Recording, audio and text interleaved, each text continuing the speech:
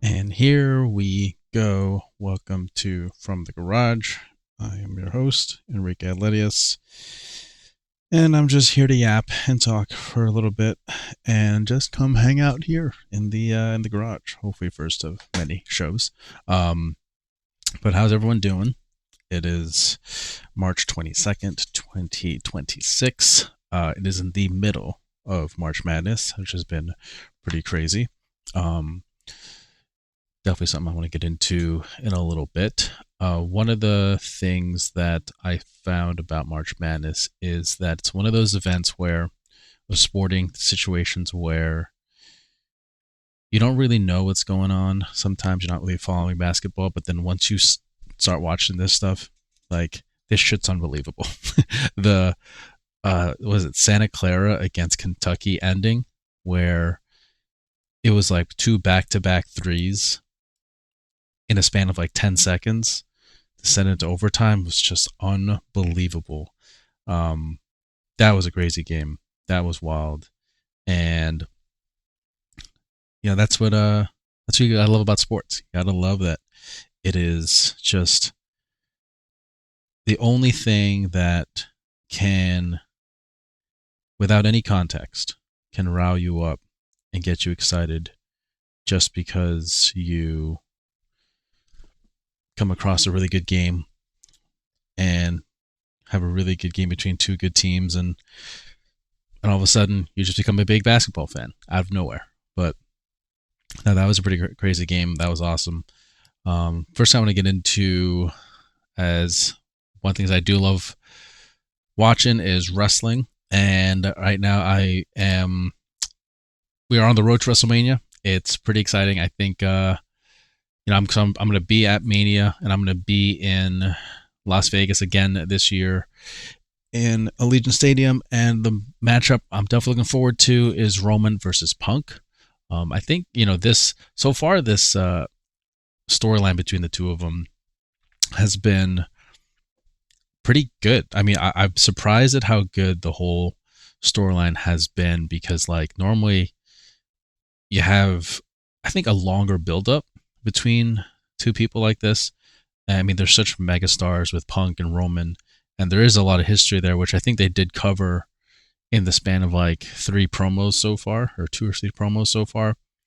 And it's been a pretty good back and forth between the two. And normally you always have that like back and forth promo battle. And I mean, you saw it with like Rock and Cena, you saw it with Roman and like last year, so like Rock and Roman, and then Cody and Seth. And you're in for like a pretty marquee matchup whenever they just let the two superstars just battle it in the promo in the ring. There's not any like crazy, I guess, physical stuff going on between the two. I think like, I mean, you look at on the flip side with Cody and Randy, that one's pretty crazy with just like Cody getting blooded and all that. But I think with the Roman and Punk, honestly, I feel like in the span of like two face-to-face promos or three face-to-face promos, I think, um, they have, I think for me, have made me really excited for the matchup because I think going into it, I was a little worried that it just didn't seem like there was a whole lot of time to touch on everything that they could have touched on between the two. I think there's so much there between the two of them that like you can touch on, and it would be such a great story to tell. Um, but if you rush it, it could end up being a waste. And I feel like that's something lately with the WWE they have a habit of doing. Like they have a habit of not letting things properly form, and they'll just put two guys together. And I mean, you look at the whole Cena tour, and there's just, in my mind, sometimes like no relation to why they're gonna wrestle each other and face each other in a certain pay-per-view, or it's just too short of a time. And I know, like, I don't know. I feel like fans these days are more accepting of it. I feel like back in the day, you look at what like Rock and Austin, and I mean even Taker and Brock, like that whole thing spanned like what, I don't know how many pay-per-views, because they face each other at Unforgiven, then they face each other a lot on SmackDown. They would face each other on like tag teams or against each other on tag teams. There'd be a lot of promo battles between the two on SmackDown, and then they involved like, Taker's fake wife at the time or whatever, and then they had the go home match, or the final match at No Mercy. Like there was a lot of multiple matches that happened between the two, instead of just one match at a pay-per-view and then it's over, But then on the flip side, sometimes like you look at Cody and Drew, and how many times has that happened over the past year? And like even Seth and Punk, or Seth and Drew, like, so there's got to be a balance, I guess, between the two, of like not overdoing and repeating a lot of storylines, which I think, again, lately the creative WWE has had a big issue, in my opinion. Like it's been pretty stale in terms of like the creative types of storylines that they'll have. I mean, there's different characters in each one, but like how many times are we going to get just the Cody, like at the time, the Cody and Drew stuff where Drew interferes and then Cody retaliates back, and it just gets to be pretty boring. So, with this Roman and Punk storyline, I think there's a little freshness with it, because it's so like it's just them. It's not like they're not involving any gimmicks or any extra stuff. There's no bloodline here. There's no Paul Heyman, Vision, extra, faction or stable. It's interfering. It's just the two of them toe to toe, and it kind of reminds me a little bit of that Rock and Cena build up. Not necessarily just comparing the two of them or the four of them. I'm just saying it reminds, the type of build up it is just one on one, right? Promo against promo. Roman has a problem with Punk here. Punk has a problem with Roman here. That's it, right? There's no extra stuff around it, and I like that. I think that if this is the main event, if this is your night 2 main event, I like the fact that you are really relying on how good each one of these guys are, and I really do think they've been doing a great job of it. I think they've been doing a great job of selling the match, and I mean, I know there's the whole, like, I didn't really think that Punk's line on Roman's father was like relevant in terms of what they were trying to do, and like in terms of how, I guess, the direction of where the promos would go. I didn't really understand the father aspect of it, because Roman didn't really build up on it. He didn't really like build on that. I mean, the most he did was just mention AJ Lee a little bit, or he mentioned Punk's wife, and that was it. And so it just seemed like if they were going to do something with it, and maybe they will still, but if they were going to do something with it, then it would have been fine. It just seems like now, because of the promo after, Punk gets, pissed off that he gets pissed off that he's called old. It's like, okay, so then I guess you're going to go with the narrative of that's Punk's like motive, because he needs to prove that he's not old. He wants to prove that he still belongs. And then maybe Roman's is that, he wants to prove that he's just flat out better than Punk, and he can beat Punk without any help. I'm guessing that could be like the whole back and forth, but like, again, I think that between the two, there is a tangible rivalry, and that that's kind of what has made this really awesome, right? There's like there's a realness, and I think a lot of people, whenever it's a matchup between two people who, like, I feel like you look at Punk and Roman, and then you look at Rhea and Jade, and I think both are equally real in terms of like, oh, there's probably some real tension between the two. But yet, I think what's so great about how Punk and Roman are doing it is that, number one, they're both like full blown like veterans and professionals and the best of the best in the game, and knowing how to sell the promo and knowing how to sell the storyline and knowing what, like, where the story it should lead to and what beats, you got to hit, and what's going to make the crowd sway one way and what's going to make the crowd sway another way and things like that. It's not just about, like, if you have a problem with someone and, you want to, like, get one over on them, you can't just do that without any regard to how the storyline plays out. Because I feel like with the Jade and Rhea situation, again, I don't really read too much into what happened exactly. All I know is that comments were made on Twitter and there's some backstage things, which who knows if it's really true or not. But, like, that seems like two people who don't like each other, but they know they have to do business with each other. And they're almost just trying to protect themselves within this promo battle and either not say too much or not leave themselves open to getting ripped apart publicly or on TV.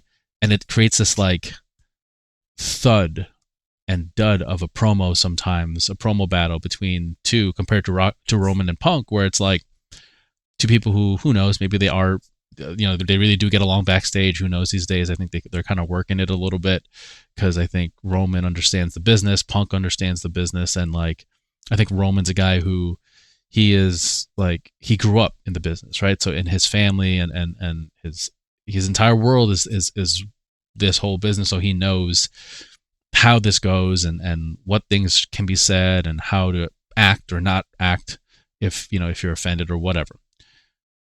And Punk is also the type where I really just genuinely feel like Punk is a type that this time around, he actually really loves where, this run that he's on. And I think everything he's saying and the subtle, like, crossing of the line, number one, I feel like it was cleared by everyone backstage, including Roman. And number two, I think he is so on board with just wanting to put on a really good match, storyline, WrestleMania, all that stuff. It's not about him going into business for himself to say these things and then offend someone backstage and then there's, like, snickering. I mean, I could be wrong, but I just feel like maybe that's how he was, I don't know, over 10, 12 years ago, maybe. But at the same time, nowadays, I just don't think that I just don't feel like he has any reason to be a prick. Like, he's not, like, the company has pushed him as, top dog, top face. He's on, he's been the champion for a while now.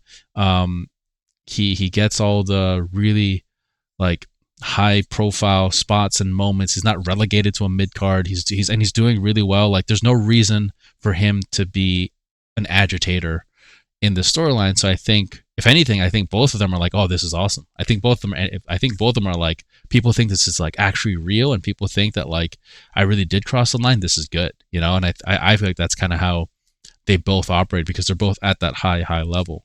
But either way, again, I don't know. It's like we never really know now these days with Unreal and all that stuff, like, what's actually real. So, but I do enjoy the build-up, again, compared to, like, Rhea and Jade, where they're young and there's egos there, and they're not. I mean, Rhea's very well established, and Jade's kind of trying to, make herself a name in this business and maybe play off of that whole I don't really care about the wrestling business aspect and I'm bigger than the business or whatever, right? But it just seems like there's something there in the promos, or there's not something there in the promos. It's like there's something missing. There's that, like, it just seems like they're both not bought into wanting to be vulnerable and look bad in each of these promos. It's like they each want to look really good and get their shit in, but, like, they just want to look really good so that they don't lose face in the promo. And it's interesting, right? I mean, like, I don't know. I personally wouldn't have wanted Jade versus Rhea. Personally, I feel like Jade should have gone against someone else. And also, if you do want to put Rhea, of course, you want to put her in a really top spot at Mania. I would have rather Rhea either, I don't know, like, go into it as a champion and then maybe lose it at Mania or something. But, like, I don't think Jade and Rhea should have been the matchup. I think if Jade should have been somewhere else, maybe take the championship off of Jade and put it and have her go up against someone else, and then have Rhea against one-on-one with someone else. I think, I don't know, but I feel like this whole storyline has just been I think there was a lot of good. I think honestly, I think it could have been great, and it just fell off the track. That's all. Just it was the train fell off the track, and it's not where it should be. But who knows? They can make it up for. They can make up for it with a really good match if they both. I mean, I think Rhea can put on a good match. I'm just concerned about Jade in terms of we haven't seen her in the ring a lot, and hopefully she's busting her ass and putting in the work with in prep for this. It's just that you need those reps, and as they say, and I don't know if we've really seen her in front of the live audience and almost having her earn her respect in front of the live audience, because you go into Mania and the audience hasn't seen her wrestle a lot. You're already coming in with a bias of well, I haven't seen you fucking wrestle. You have to prove it. Yeah, not only does she have to prove she's good enough, she has to prove she's way above good enough. And I think Rhea, everyone is already everyone loves her. She's a fan favorite, but. Speaking of the women's wrestling, I think for me, and not just because I am a biased fan, admittedly, but I think Liv Morgan has been probably top 3, maybe top 2 women's wrestler of the company over the past 2-3 years. Honestly, she has the stuff that she does, she makes every storyline she's in compelling, and I get it. People may not like her. It's that's not. That I'm not talking about that aspect of it where some people may not like her. I think a lot of people do. I'm just saying, you look at the Judgment Day storyline and it's kind of gotten, at this point, I mean, they're finally broken up, right? But it's kind of gotten so stretched out. You're at some point they got to do the whole breakup thing, and I feel like they're finally pulling the trigger on it, which is good. But I think it's going to be a Liv and Raquel beef and rivalry, right? I mean, they've worked so well together, and I think what's been so good, I think Raquel has shined in all this. Honestly, I think Raquel has been one of the most underrated.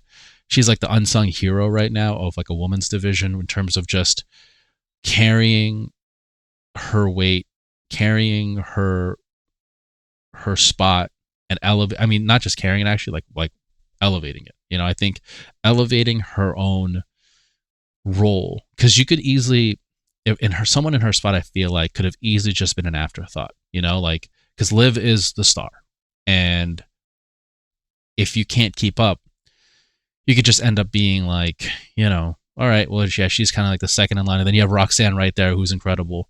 So if Raquel didn't just show how incredible she was and is, she possibly could have just been here today, and then after Mania and after SummerSlam or whatever, not really in the main title or main event type of level and sphere, I guess.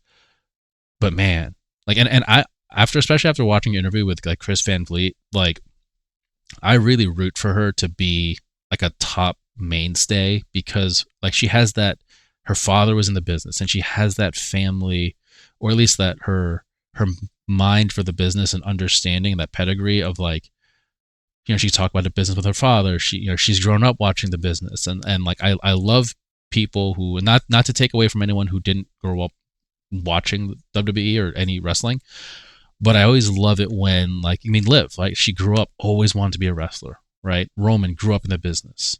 All these stars, right? Just Raquel grew up being in the business. And whether it's WWE or not, but I love it because you can see it, and you can see that they have that IQ, that wrestling IQ. I mean, Cody, put him in there. I mean, he's an old school guy, I think. I mean, as much as I am, I still am bitter about Cody and the Cody Crybabies taking the Rock spot, because I'm a Rock fan and I'm a fan of the Samoans. But I got, the more I listen to Cody in interviews, the more credit I give for him just being that really old school guy. And I'm a fan, I'm a fan of Cody. But in terms of with what Raquel's done in her spot, she has made it. I think Raquel has made her spot way more important than maybe it was intended to be, because could have just been an enforcer. It's that, again, she's called Big Sexy, right? A little nod to Diesel, Big Daddy Cool. And I think that's a really good analogy, frame of reference there, because Diesel kind of went from just being Shawn's bodyguard, and Shawn was the star, and of course he was the main guy, and but then Diesel ends up becoming a big star in his own.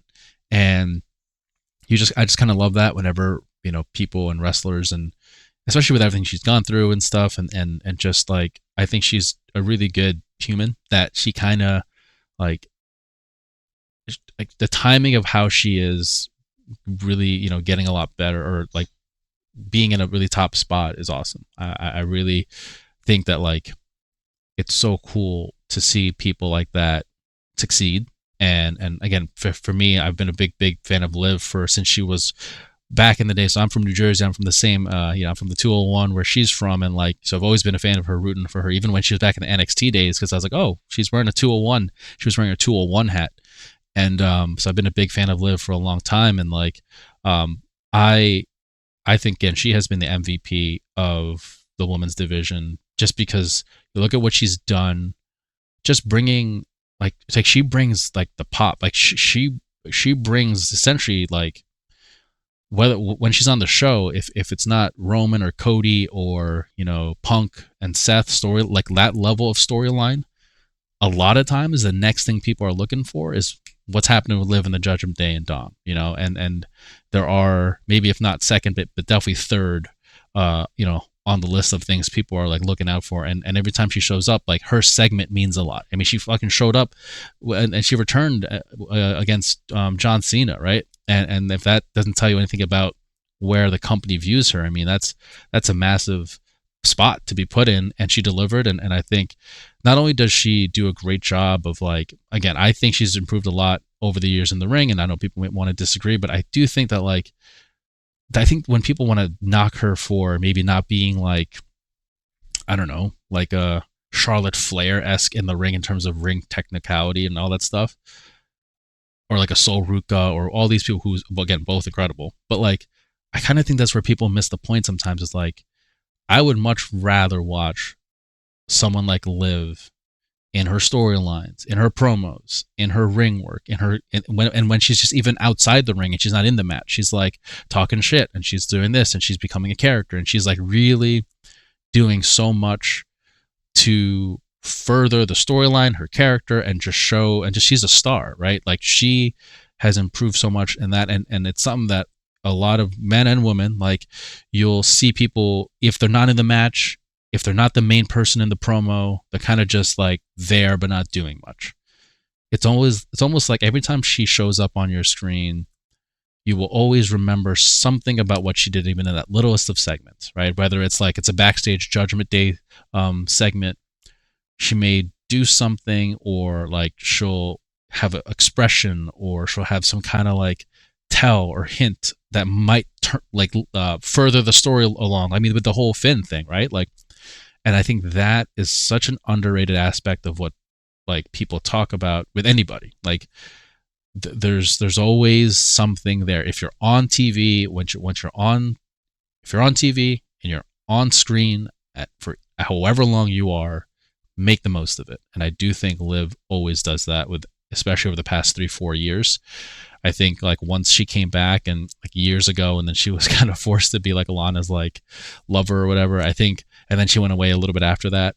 I think that was a bit of a wake up call of like, all right, I got to fucking do something different, and I want to start like being who I want to be. And to her credit, she did, and she very much just like has taken the wrestling world, but her character, and she's taken to it, and become this just incredible character, and someone who is such a draw, and I do think too, the stuff she does outside the ring, with like how many times she, I guess, is willing to be the promo person, and I see her all the time on on social media, where it's like she's at Brooklyn one day, then she'll go to Boston, then she'll go to like somewhere else, and Madison Square Garden or New York City, and she's like willing to be the person to like do the appearances and all that stuff. And a lot of wrestlers do that. I mean, no one's like Cena level, but just like, but that willingness to do it, and to do movie projects, and to like further the business along, and she's showing up on Netflix red carpets and stuff, like that to me is such a, like, that can't go unnoticed by like the front office, I bet, with just how much she's willing to be like a flag bearer for the company, and that's awesome, and I think that's good, and I mean that in a good way. And I think sometimes people or wrestlers might want to like not necessarily complain, but they're not happy with their spot, but yet like the only spot that they'd be happy with is if they're in the main event or the main segment, and if they are in a segment, they're talking the most, saying the most in the promo, and all that stuff. Whereas like sometimes the ones who actually are like, in the end, they kind of stay for the longest time, but they also make it to the top and all this stuff, are the ones who are willing to really just elevate where they're at. And you look at Liv, and I think she's done that, and I also think Raquel is on her way to doing that as well. And yeah, no, I think that those two hopefully go into a program with each other, because I think that just could be make for some really good storyline, really good television. And then you have Roxanne in there in the middle, who she can make a decision. I think that could be cool too, right? I think like honestly, I see Liv. I don't know. I mean, I would want to see Liv as a babyface, but I don't know if she works better as a heel. I don't know if Raquel would work better as a babyface either, because she's big, right? So like normally you can't. It's harder for Raquel unless it's like Liv and Roxanne against Raquel. I think it's harder for the bigger, like taller, more. She's just way bigger than Liv, and like I don't know how that would play into the psychology of like her being the heel or being the babyface against a heel Liv, unless Liv is at like chicken shit heel. But I think people just want to cheer Liv at this point, right? But again, you've got that Dominic, her with Dominic, and Dominic's still a heel, and I think he'll always be a heel for a little bit. Oh, he did get good pop last year at Mania, so I don't know. That's something to look out for. That should be interesting. I think Liv's going to win at Mania. That's kind of the way I see it. And I mean, now also the big one too is Cody and Randy. That storyline, I personally did not initially.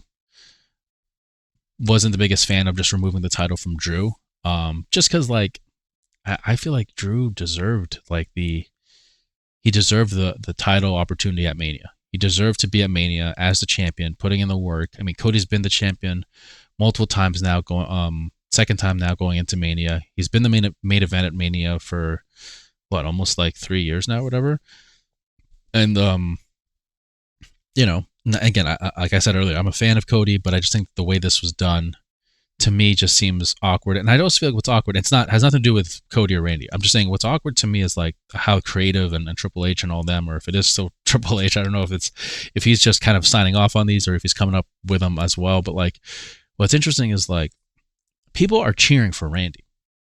Like that's what's interesting. It's like they're plowing along with this idea that Randy is the heel now. And yet, like, it just makes no sense because, like, how come they don't pivot like they did last year when people were cheering for Cody, or, like, even when Drew lost, people were not that happy that Drew had to give up the title. Granted, right? Like, I think Cody and Randy is kind of the better play here just because in terms of draw, like, in terms of anticipation and what's a better main event headline, I think Cody-Randy sells Mania better than Cody-Drew. Or Drew and Randy, especially that one. I think that one is a hard sell for me because Drew and Randy, it's too new for it to be at Mania. Meaning, like, where's the history between the two of them? Where's the actual, like, outside of it being, I won the chamber, I want to be a champion, I want to beat you as champion. Where else is the other motive for that? But I hate that it has to be that Drew has to give up the title. I wish it was like a fatal four-way where to be Drew, Jacob, Cody, and Randy. But I think like they went what they went with, and I think I do think Randy being the heel right away, like them essentially like drawing the line in the sand right away, going, nope, Randy's the heel, is interesting. Not because I don't think he's an awesome heel, and I think everyone wanted to see heel Randy again. But it's funny because everyone wanted to see heel Randy again so much that he is a face, right? Like it's almost like when Triple H became a heel or tried to be a heel back, or by 2008, there was no heel Triple H. Like he would be cheered. He was cheered when he was against Cena. He was cheered when he was against Roman. He was cheered when he was against a lot of people. Like that. There's no, when you are so over and you are so loved by the fans, you're not going to be booed. I mean, even with The Rock last year, like that was, but The Rock last year, I think also with The Rock in general, and I'm a lifelong Rock fan, so I'm a massive fan. So like, I don't know how this will come across, but like I think The Rock is so like anytime he comes out, people pop. Like there is no, regardless of what the internet says, regardless of what these analysts and experts want to say, The Rock is loved regardless of where he comes out, when he comes out, heel or babyface, final boss, people's champ. He is going to get a pop. And yet, like, you know, I think it's like he's loved literally 1 minute and then he's booed the next. It's crazy. Like he'll come out. I remember last year, like, was it when he announced New Orleans or like something like that? Like he'll come out, announce New Orleans as Mania. He's cheered.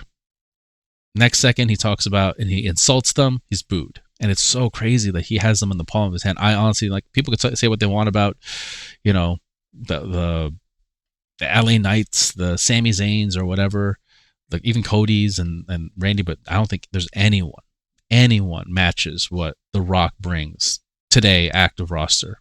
I mean, Stone Cold is in my mind the only one that else can match it. Like even Cena, I mean, Cena's up there too. He can kind of match it, but like in terms of The Rock, there's something like visceral about when The Rock is just on, like there's a presence he has on TV and in the wrestling business especially. And I also think too, the fact that he is like this mega successful human, it's like natural heat, meaning like fans, just people in general, do not like seeing someone that is so massively successful and does anything that they don't like. And people are almost like looking for a reason to hate The Rock. So anytime he gives them a reason to, and The Rock does give people, and Dwayne gives people, you know, a lot of people a reason to hate him, they latch onto it, whether it's true or whether any of it's true or not. But the point is that like when it comes to someone like Randy being hated here in this situation, or he's seemingly wanting to be hated by the fans, and the office wants him to be the heel. Whenever your golden boy is getting absolutely destroyed and beaten and bloodied, and the fans go one more time, that's a very interesting situation as to, okay, who actually is the babyface, who actually is the heel. And again, like this build up, like it's such an interesting kind of look to it, because there's a little bit of again, the, not to kind of double dip on this analogy, but like Rock versus Cena back in 2012, where people were sick of Cena. There was a good portion of fans that were sick of Cena, and I think we're looking at there's a portion of fans here who are sick of Cody. I mean, I'm like, weirdly enough, like I hated Cody last year more compared to this year because I'm a big Roman fan. I mean, I'm acknowledging the tribal chief all the way through, but I think like this, me kind of looking at it from what are they trying to accomplish here, and I think to me Orton's going to win it at Mania, because I think they want Orton to go on a pretty good run, which rightfully so. I think Orton's going to go on this run towards the end, rightfully so, but I'm a little curious if maybe they could have just held off on the heel turn by Orton. And I don't have like how I would book it. I'm just saying, like, what if they just held off on the heel turn until Mania? Both sides take babyface promos, heel promos, alternate. It's a little bit of a mixed bag. Then come Mania, you can kind of evaluate, all right, where is the crowd at? What do they want? Do they want Orton to win, or do they want Orton to cheer for him? Do they want Cody to win? Are they cheering for him? And at that moment, you can decide, like, what if you turn Cody at Mania? Or, hey, you know what? We'll just keep going ahead. We'll turn Orton heel at Mania, and then he wins it on the spot, right? Like, I feel like there's a little bit of patience that could have been involved here, because if Orton wins it, people are still going to cheer for him. Like, there's no, like, I'm not sure what exactly turning him heel, like, he's going to get cheered for anyway. And so if you turn him heel, like, who's he going to go up against? Because now that babyface is in a tough spot, right? Like, I mean, if you put him against LA Knight, like, are people going to cheer for LA Knight to beat Orton after this? And I think we all know that Orton's probably going to win against LA Knight. You put Orton against Jacob Fatu. People are cheering for Orton as a heel. And what does that do to Jacob Fatu's character? Like, you want to push Fatu as this, monster, and I think he's a face at this point. You put him against anybody, you know what I mean? Like who are you putting up against that the fans are going to cheer for them more than him? If Cody or Golden Boy is getting booed against Randy Orton, outside of Punk and Roman and Seth, whatever, but those guys are on Raw. Like outside of that, who are you going to put in front of Orton that is going to make the fans cheer for them as opposed to cheer for Orton? And Orton's supposed to be the heel in this, so that's what kind of makes me feel like, all right, like you can just kind of wait a little bit and kind of listen to the fans, I guess, because that's what they're doing, right? I thought they're listening to the fans, but seemingly I think they listen to the fans when they want to listen to them, and they kind of plow through when they just want to plow through. So who knows? I think I still think that Orton is going to win at Mania. I still think Orton. And people talk about who's on that phone call. People are saying it could be The Rock. I don't think it's The Rock. I think The Rock was much better suited to be in the Punk storyline. And I'll go back to this, actually, kind of going a little bit back here. I want Rock to show up at Mania. Like, I want Rock to show up because Roman said in his promo, hey, he took the camera and he looked straight into the camera and said, hey, to all my cousins out there, you could do with Punk whatever you want before and after Mania, but in that weekend, it's just me. I'm going to take care of him. And what if The Rock comes back? And this is why I see it. The Rock comes back. It's towards the end, at the end of the match. No one's pinned yet. Punk and Roman are down. Roman says try to put Punk away. He can't. Keeps kicking out. We hear The Rock's music hit. He comes out. Everyone's going crazy. All of a sudden, The Rock, Punk sees The Rock, tries to look back, look at The Rock, look at Roman, watches back. Roman maybe hits him a little bit, or he gets distracted. Rock hits the rock bottom on CM Punk. Everyone's everyone's cheering, thinking The Rock's on Roman's side. Rock takes Roman, rock bottom, right? Leaves them both laying, but then puts Roman's arm over Punk. 1, 2, 3. Roman wins. But everyone's kind of confused because The Rock just laid out both Punk and Roman. And, you see The Rock probably going to the ramp, do the 1, 2, 3, one of those things again, like he always does. And then just leaves, probably not to be heard from again for another 7 months. But all I'm saying is it kind of falls in line with his Final Boss character. Because, the motive there would be, Punk insulted his family, called back to the Vegas convention, press conference years ago.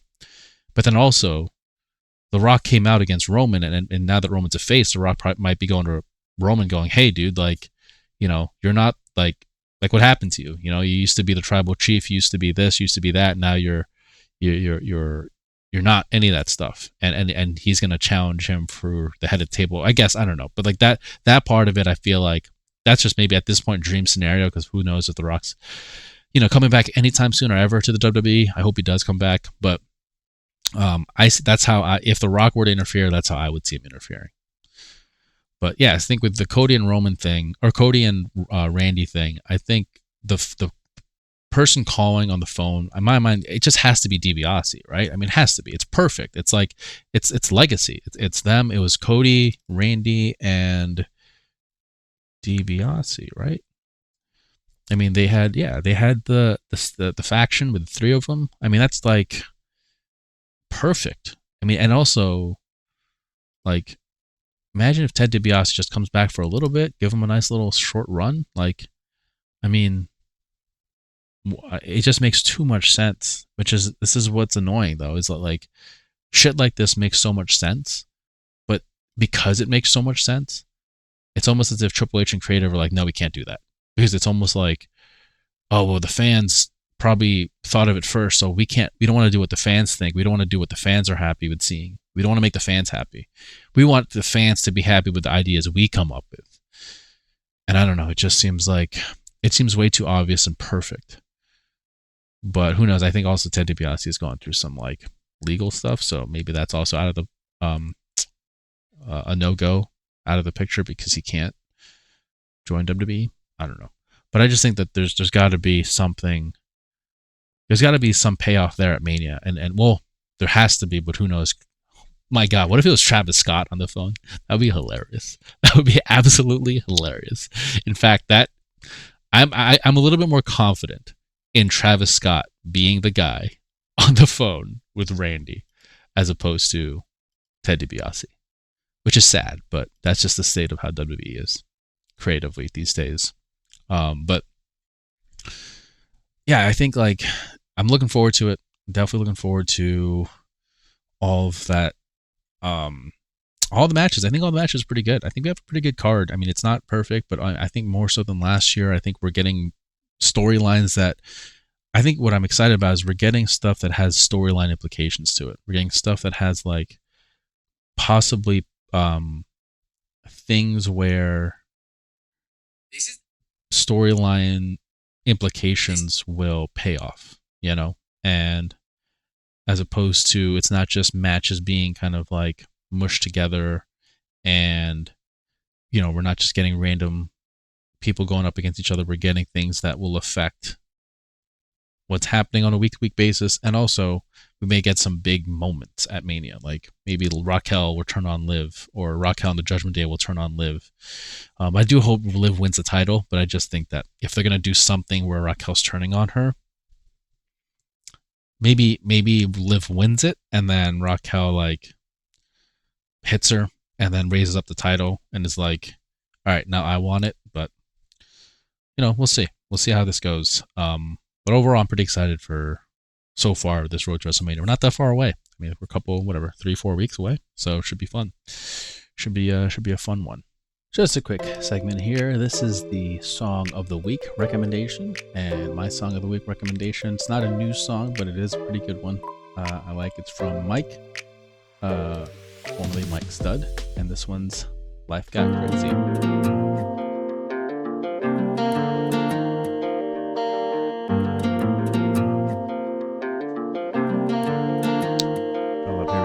Feel like I'm living it twice. All this shit in my mind on my way back to you. Had 20 in the tank and a pocket full of change, but I made that shit last with you. Before life got crazy, laying up in your bed, we was waking up with no cares. It feels like maybe we could bring it right back before we got on track. And life got crazy, rolling crazy. Like I'm living it twice. All this shit in my mind on my way back to you. Had 20 in the tank and a pocket full of change, but I made that shit last for you. Before life got crazy, laying up in your bed. So recently I signed up for a gym. Normally I work out in my garage gym, as mentioned, from the garage. But right now we're trying to film videos here and just having a lot of stuff going on. I thought it'd be easier to just sign up for a gym. I actually found a gym that's like 5-minute drive away, which is perfect. And it is it's such a good gym. And it has so many like machines and like bodybuilding style machines. And one of the machines I really like is this Arsenal Strength pendulum squat. And again, it's very like everyone in the bodybuilding world knows what this is. But I've always seen it, and I always see a lot of the bodybuilders use, especially like the modern day bodybuilders. But it's the Derek Lunsford, Nick Walker, all these guys who the bodybuilders of today's era, definitely outfit their gyms with so much of the newest equipment, and it's awesome. Like I love all these like gym equipment, like new equipment that comes out, and of course, like I don't think you can't really beat just a classic barbell dumbbell workouts for sure, like old school, and I love that. But I do love, like I've always grown up working out in my garage gym, so being able to work out now finally with like machines and stuff, and just kind of biting the bullet on that, like it's so great. And I love like Jay Cutler's YouTube, and I'm a massive fan of Jay Cutler, especially over the past 3-4 years, just watching his stuff. And over the years, I remember watching him like not just win the Olympias, but like in the Arnold's but also win on the magazines. I think Jay is like in my mind, like I know Ronnie is like legendary, and Phil Heath, right? I mean, legendary run. But in my mind, to me, when I think of like 2000s bodybuilder and the guy in the magazines that I always look to, I mean, Arnold will always be like number one in the old school era. That's like my favorite era. But when I look at like 2000s bodybuilders, to me, Jay Cutler is the guy. Jay Cutler is the guy who I see him in the magazines. You see him everywhere in the world of bodybuilding. Leading up to Olympia, sometimes they would just promote like Jay and Ronnie, right? That was just that was the poster. It was just only Jay and Ronnie for the Olympia, and so he's the guy who I look to. But anyway, so his gym, I think in Vegas, he has a couple of gyms out there in Vegas, but like I always love watching these videos of people who own these gyms or whatever, who have these really state of the art equipment. And I remember seeing this for the first time. I was like, what the hell is that? That looks awesome. That looks so cool. And I finally got to use it. When I walked into this new gym that I was at, I saw I just like took a beeline towards it because I saw it. And honestly, it is probably right now my favorite machine for legs, just flat out. I mean, they also have an like a vertical leg press, and that reminds me of like the Arnold days when he would do the vertical leg press. I love using that one too, but this pendulum squat is it's so fun. Like I enjoy it. It's like a fun leg workout. And they also have the standing vertical chest press, which is I've seen a bunch of people use that. That one's so fun too. I just love how much you can get a stretch all the way back. You can position your hands differently too. But this pendulum squat, initially I didn't know how to use it. Like I was like I hopped in and I was like, how do we unhook this thing? I didn't know that that's where you would unhook it. And but yeah, what I love about it is just the almost like the bar path. There's no bar, but like the path it takes you down, it feels like so, for me, like so no stress on like the lower back, I guess you could say. Like I don't feel any pain at all. Like there's no pain anywhere, but like where you feel pressure and you feel that the stress is all on the legs, at least for me. And especially when I'll put my legs a little bit more like on a V style, and I'll put it maybe more medium positioning on the platform, not too high and not too low, but just like normal standard positioning, foot positioning there for me. And I love it. And I will use like Olympic weightlifting shoes. I also love doing Olympic weightlifts, and I've just grown up using them for leg movements, especially on the squat. So I will use that. But I mean, you don't have to. I mean, a lot of people I think do this barefoot. I might even be the one in the wrong using Olympic weightlifting shoes for this one, but I just feel comfortable with it.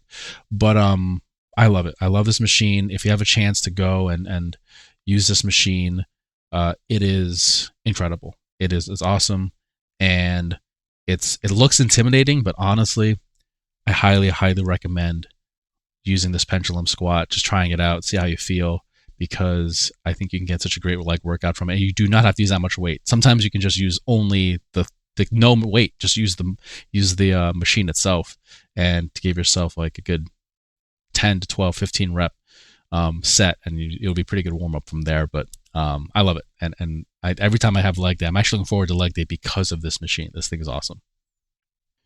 So recently I bought myself, well, I've had it for a little bit now, with this Xbox Rogue Ally X, Asus Ally X there. Can you see it? And honestly, I love this thing. So I initially bought this, weirdly enough. So I was standing in line on Disney for Tron, waiting basically almost 2 to 3 hours for that ride. And I was thinking to myself, like, because my cousin had the Steam Deck, and I was thinking to myself, man, I really like, if I had one of those right now, probably would pass the time away so much better. I would probably just, game for 2 hours or whatever, and before I know it, I'll be back on the ride. And so I kind of looked, literally on the spot, I looked up like how much would Rogue cost, and it was at the time it was like $1,000 for this one. This is like I guess this is the X version, right? There's the one that's the Rogue Ally, that's the white version. This one's the Rogue Ally X, and this has 1 terabyte of storage. I'll make a video on it later on about just like my full review after having it for a couple months here. I made some additions to it, just added some stuff on it, but overall, like the base unit of it is really fun to use. I mean, I use this thing a lot during the day. I mean, even when I'm home, like if I'm just kind of going in the kitchen making something, and I just bring this with me. And I think for me, again, the games I play too are it lends itself to this. It lends itself to having the Rogue, where like I can understand. I don't know if I could play a first-person shooter on this. I tried. I tried playing Battlefield, which surprisingly it ran really well. So Battlefield ran really well on this. Um, I think so. I play a lot of WWE 2K. I play Witcher 3 actually, and then I play um, basically those are basic ones that you play a lot. But no, I play a lot of like campaign games, right? So I'll play Metal Gear.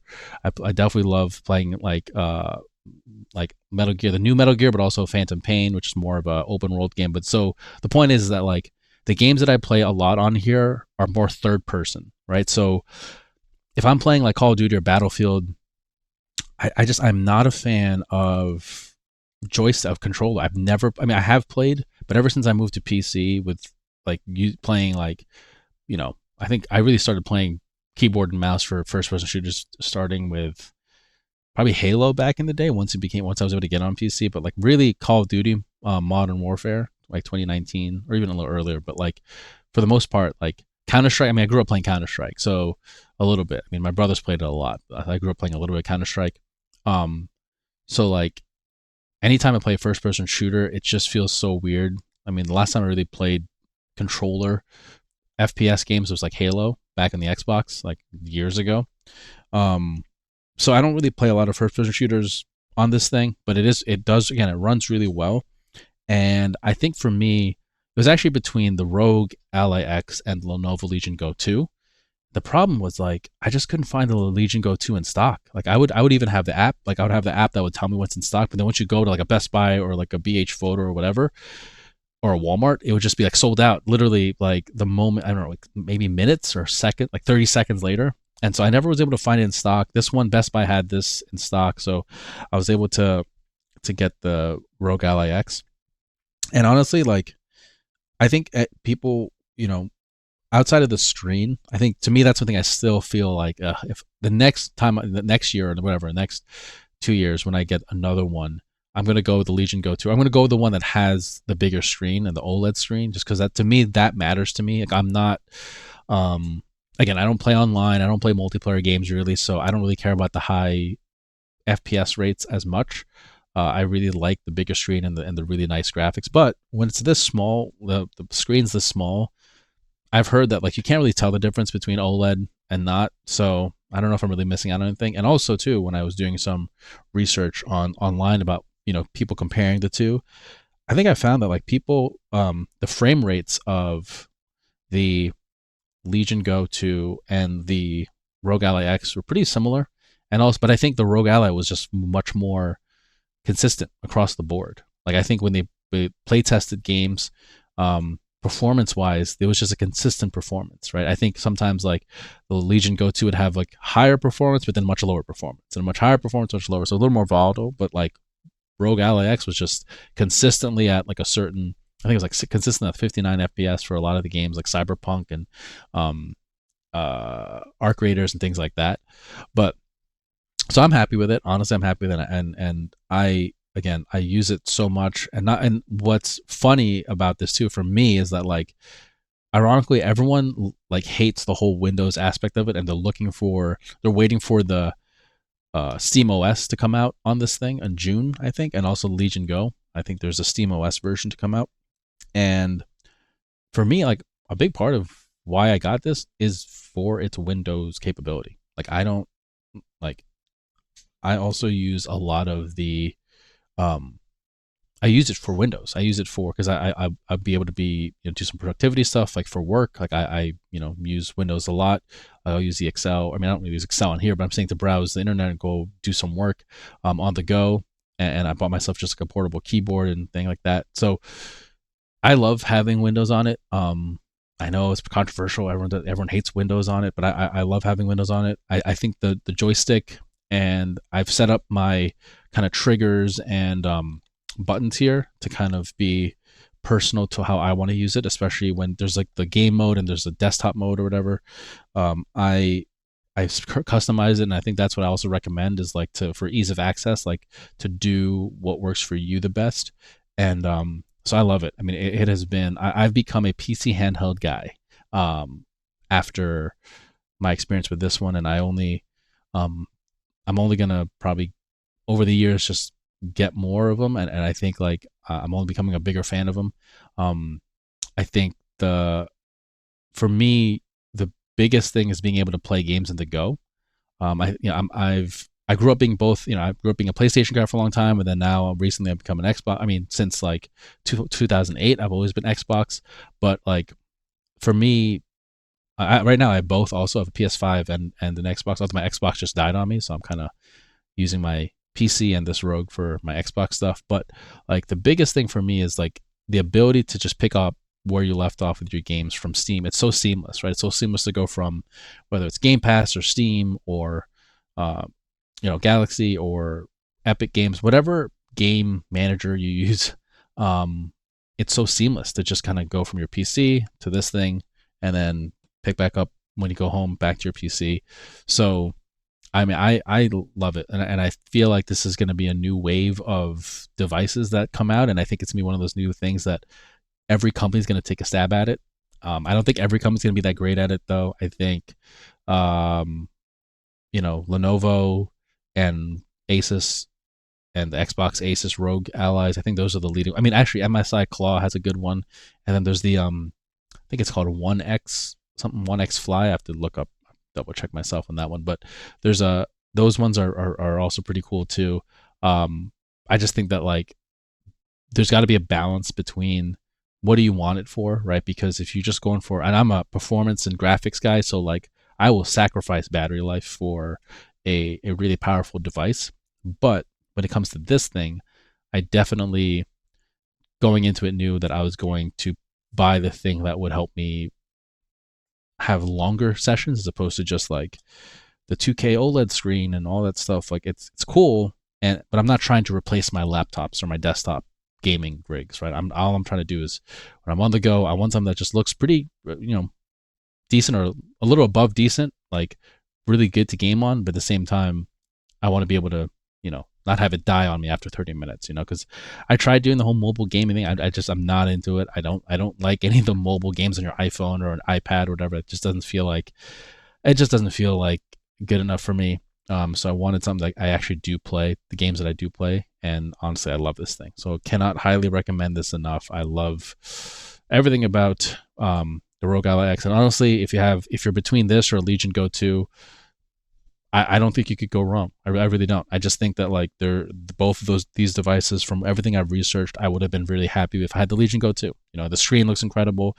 You could break apart the two handles there. I don't know if I would have been doing that a lot, but I do think that it's a fun additive to it. But overall, I think that this new PC handheld market, hopefully it blows up within the next 5 to 10, 15 years, because this is a really cool idea, just be able to be so mobile with your devices. And again, not just gaming for me, but like PC wise. And I know they already have this like foldable, like the Lenovo has this foldable handheld where it can the screen kind of like fold up, which I think it's a little extreme right now because the crease is pretty obvious, but who knows, in time they could be developing new technology where like you don't even notice a crease, and you could just have like, before you know it, it's just like an iPhone's going to look like this, and then when you expand it's going to be like this. It's going to be crazy. So kind of looking forward to that. But overall, and I'm going to make an actual video on it later on, but definitely cannot recommend this enough. This is awesome. Love this thing.